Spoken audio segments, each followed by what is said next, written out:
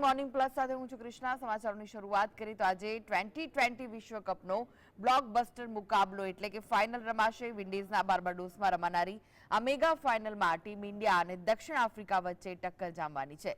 બંને ટીમ માટે આ ફાઇનલ અને ટ્રોફી ખાસ છે, કેમ કે ટીમ ઇન્ડિયા ક્રિકેટનું પાવર હાઉસ હોવા છતાંય છેલ્લા 11 વર્ષમાં એક પણ આઈસીસી ટ્રોફી જીતી શકી નથી. તો બીજી તરફ દક્ષિણ આફ્રિકાની ટીમ પ્રથમ વખત વિશ્વકપની ફાઇનલમાં પહોંચી છે. આફ્રિકન ટીમ સેમીફાઇનલમાં અફઘાનિસ્તાનને હરાવી ફાઇનલમાં પહોંચી, તો ટીમ ઇન્ડિયાએ સેમીફાઇનલમાં ડિફેન્ડિંગ ચેમ્પિયન ઇંગ્લેન્ડને ફાઇનલમાં હરાવ્યું. બંને ટીમ અજય રહી ફાઇનલમાં પહોંચી છે.